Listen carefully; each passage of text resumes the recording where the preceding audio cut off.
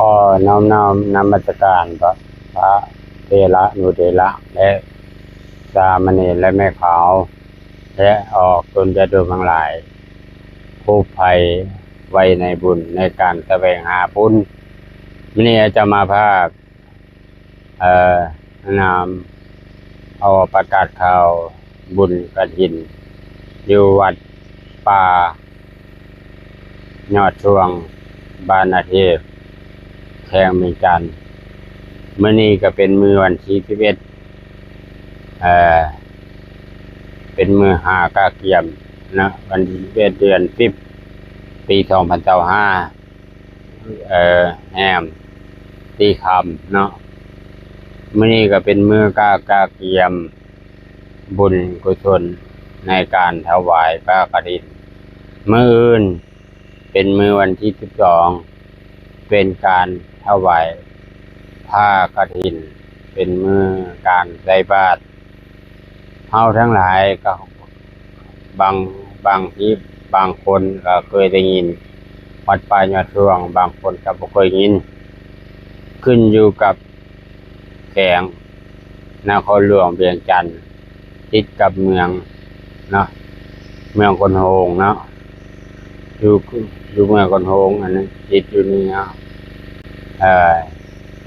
ติดกับเมืองคนโฮงแล้วก็ขึ้นกับนครหลวงแข่งเวียงจันทร์เนาะพอเธอไปขึ้นกับแข่งเวียงจันทร์เฮาจะเคยได้ยินหรือบ่เคยได้ยินอันนี้จะมาประกาศข่าวบุญเนาะเฮาทั้งหลายมีโอกาสมีเวลาน่าจะหาเวลามา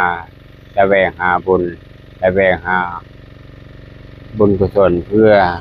อภัยเพื่อตัวเองเนาะจะมากล่าวเกี่ยวกับธรรมะจักหน่อย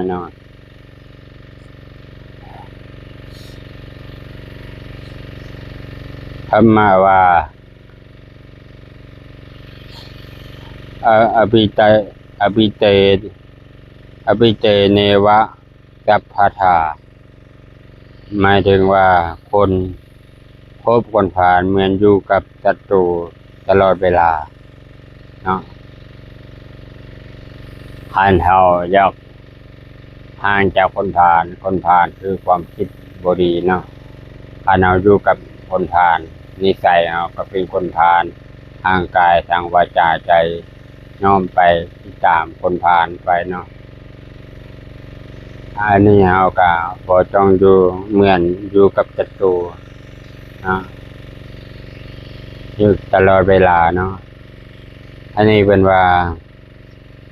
คำบางเพยเป็นว่าใจให้ใจเสมอน้ำคงคาสมุดไงให้เจ้าคือกวนเนาะดีแล้วจึงคอยจะหมายถึงอย่างวะหมายถึงว่าความเป็นคน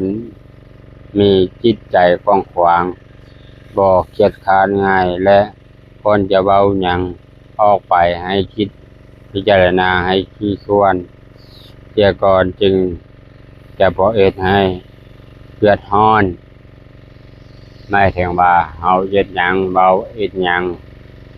ทำบุญก็ได้บุญเนาะเฮ็ดหยังเฮาจึงคอยเอ็ดไปแต่ละคิดแต่กล่าวอย่าเฝ้าอย่าฟังคอยเอ็ดคอยคิดเบาหยังก็คอยคิดให้ควรก่อนคิดแล้วมันจึงบ่เดือดร้อนเนาะคิดคันเฮาเอ็ดปั๊บบ่ได้คิดหยังมันก็เดือดร้อนเนาะก็คือว่าเฮากวดงานแล้วกวด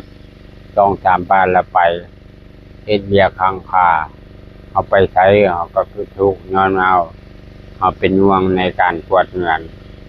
ไปทำบุญเฮาก็บ่ได้บุญย้อนว่าเป็นห่วงในการเวียกงาน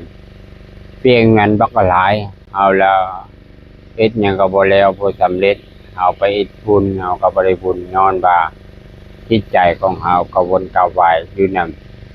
นำเวียกสิ่งเหล่านั้นเฮาก็เลยบ่ได้บุญเนาะ เอามานี่เอามาเพื่อเป็นคนต้องรู้จักวางเอ็ดเวียกให้แล้วตะกอนเอ็ดหยังกายแล้วเยียบห้อยจึงไปบุญเอาจึงได้บุญหลายเอาเอ็ดเวียกอย่างอย่าเฝ้าอย่าฟังคอยเอ็ดหิบแล้วเนาะมื้อเฮาจะไปฮอดกระดินมื้อนี้เฮาเอ็ดเวียกมันแล้วแต่ก่อนว่าใหม่เนาะ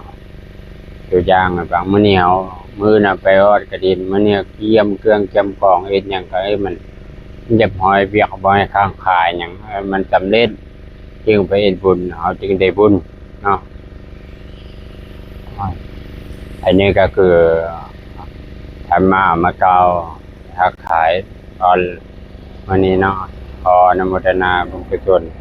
ที่ผู้เข้ามาฟังคลิปนี้จงมีความสุขความเจริญทุกท่านทุกคนเถิด